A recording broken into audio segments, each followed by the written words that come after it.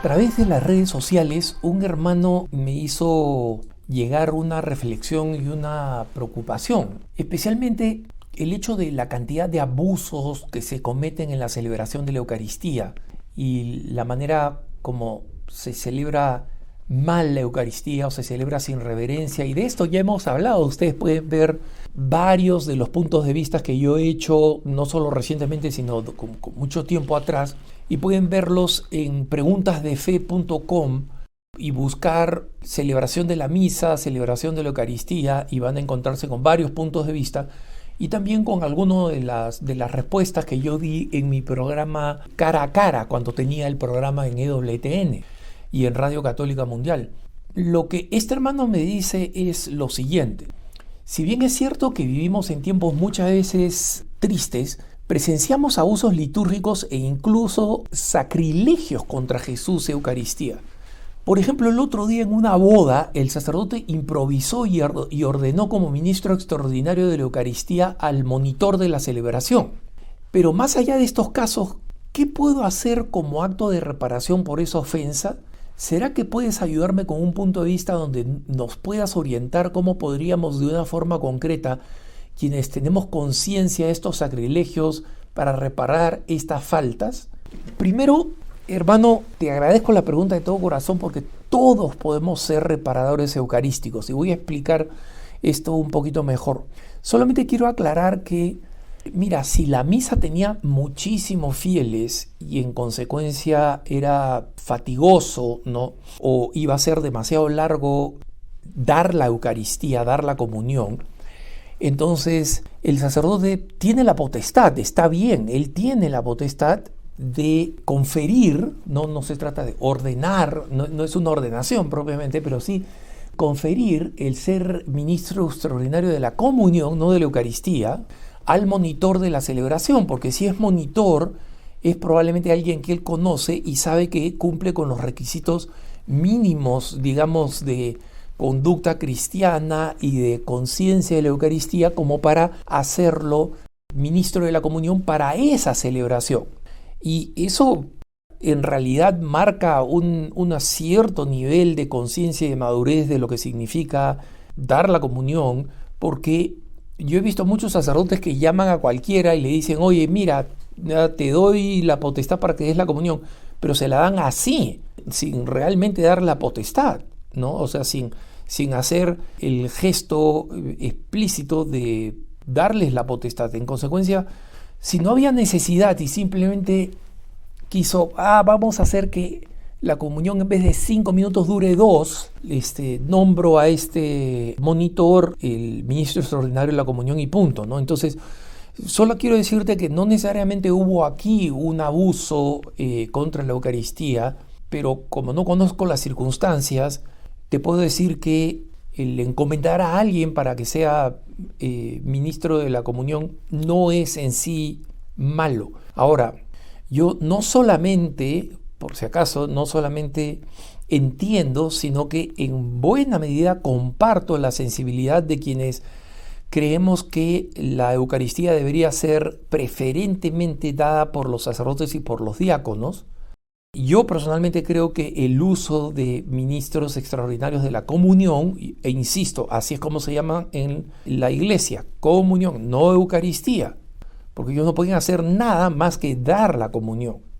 Y entiendo, digamos, las resistencias, pero también he visto múltiples circunstancias en las cuales esos ministros han sido indispensables. Entonces, sí, coincido que las mejores manos son las manos consagradas de un sacerdote, de un diácono o de alguien que ha recibido la orden laical del acolitado, que le permite dar la comunión, igual de manera extraordinaria.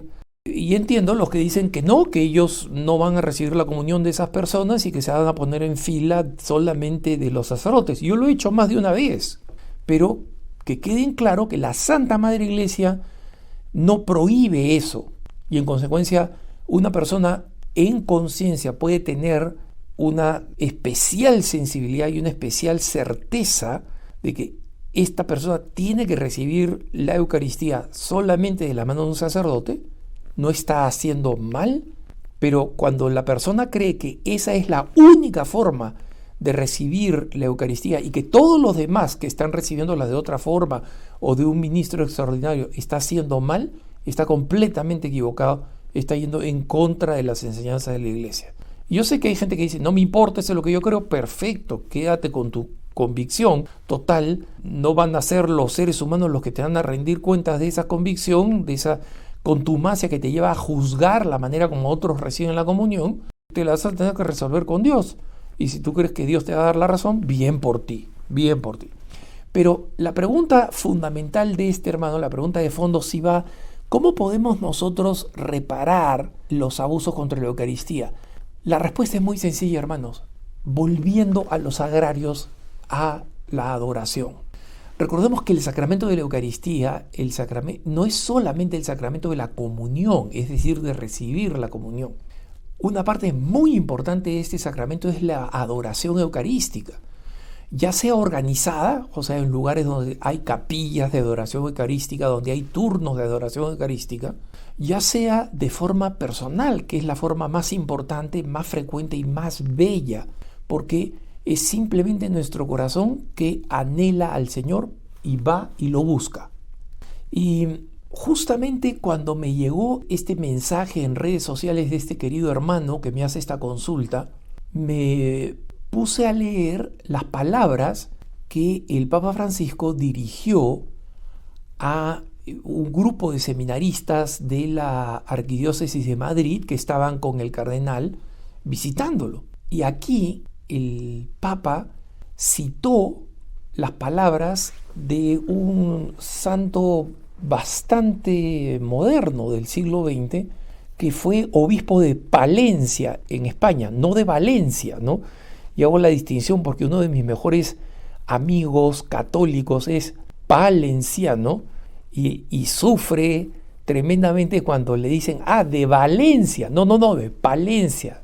Y él fue obispo de Palencia y se llama San Manuel González, fue canonizado por el Papa Francisco y fue proclamado venerable por San Juan Pablo II.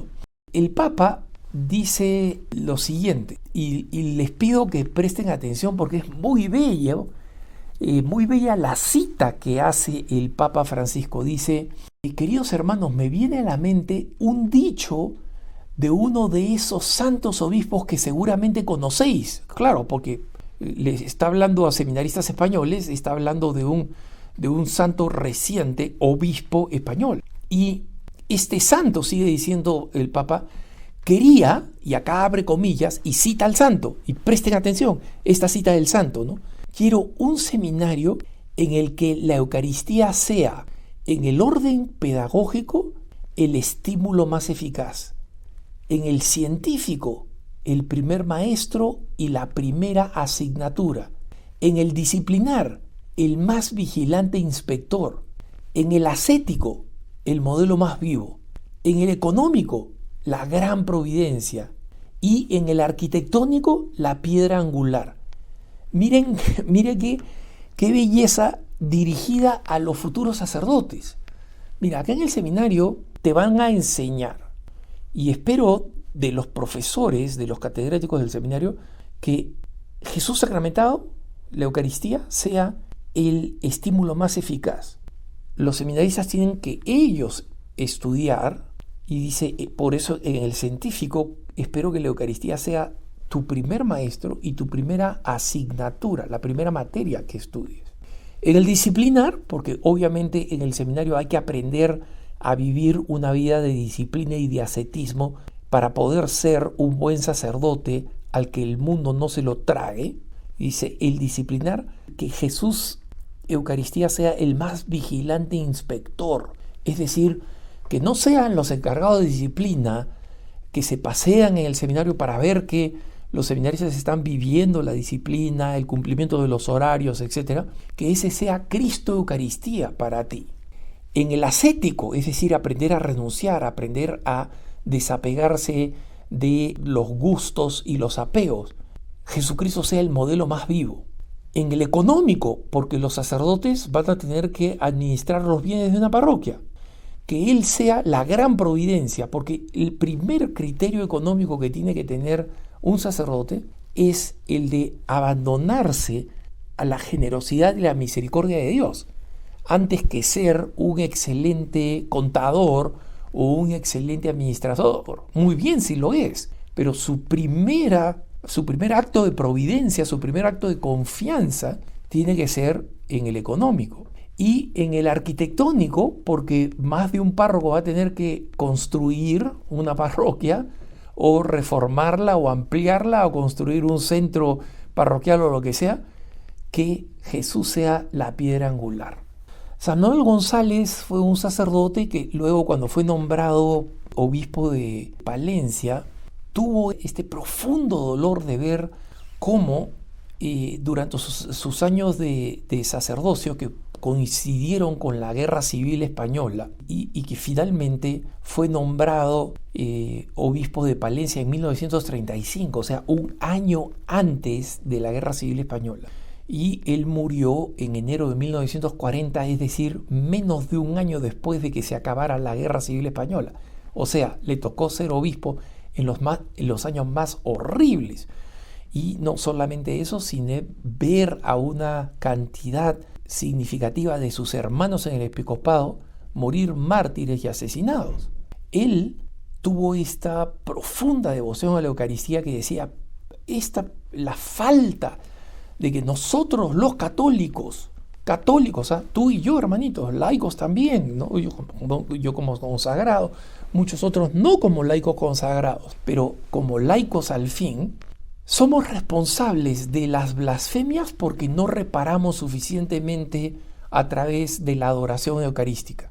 Y por eso San Manuel González inició toda esta campaña para renovar la adoración eucarística y estableció y fue fundador de los misionarios eucarísticos de Nazaret, los discípulos de San Juan y los hijos de la reparación. Todos estos fueron congregaciones religiosas dedicadas en distintos lugares y con distintos públicos, pero dedicados a visitar y acompañar a Jesús abandonado. Y esta pasión es lo que lo llevó a que lo conocieran como el obispo de los sagrarios abandonados o de los tabernáculos abandonados, el obispo de los tabernáculos abandonados. Qué trágico y qué bonito nombre al mismo tiempo, ¿no? Ser reconocido como el que estaba, como el obispo que dedicó toda su vida a promover la reparación eucarística, es decir, no solamente la adoración, no solamente la visita al Santísimo Sacramento, hermano, sino la reparación, es decir, que nosotros vayamos y oremos ante el Santísimo Sacramento con la intención reparadora. Señor, te ofrezco por todo el daño que se hace a la Iglesia, por todo el mal que se hace a la Iglesia, por todo el sufrimiento por el que pasa la Santa Madre Iglesia, pero porque este sufrimiento es consecuencia de que hemos abandonado a Jesucristo, que está allí. Y todas estas súplicas, en cuanto se parecen a la de los otros grandes santos eucarísticos. Pensemos en San Juan María Vianney, por ejemplo, el cura de Ars. Pensemos en San Alfonso María de Ligorio, el compositor de esas bellísimas oraciones para las visitas al Santísimo, que están gratis, las podemos encontrar en internet, ¿no? O sea, visitas al Santísimo de San Juan María Vianney, ahí las vamos a encontrar. Él escribió un librito y todos los textos están ahí disponibles para cualquiera de nosotros, para tener material, especialmente para los que quieren ir a visitar al Santísimo Sacramento y no saben inicialmente qué cosa decir, no saben cómo pasar el tiempo con el Señor. Estas oraciones compuestas por San Alfonso María de Ligorio y traducidas al español son un excelente recurso. O las oraciones de uno de los santos que yo más admiro, y cada vez que ocurre su fiesta me siento animado a hacer un punto de vista específicamente sobre este tema de la Eucaristía, San Pedro Julián Eymar. En Palencia, en la catedral, está esta tumba, una tumba visible de mármol de San Manuel González García. Y allí dice el obispo del Sagrario Abandonado. Cuando le preguntaron dónde quería ser enterrado y en qué lugar específico para estar cerca del tabernáculo, él dijo, lo único que pido es que me entierren junto al tabernáculo, de tal manera que mis huesos, después de muerto, así como mi lengua y mi pluma durante la vida, continúen diciendo esto a los que pasan: aquí está Jesús, acá está, no lo dejes abandonado. Entonces, para el pedido de sugerencia de este querido hermano, no hago más repetir las palabras del obispo de los Sagrarios Abandonados: visítalo, visítalo y repara. Que tengas un buen día.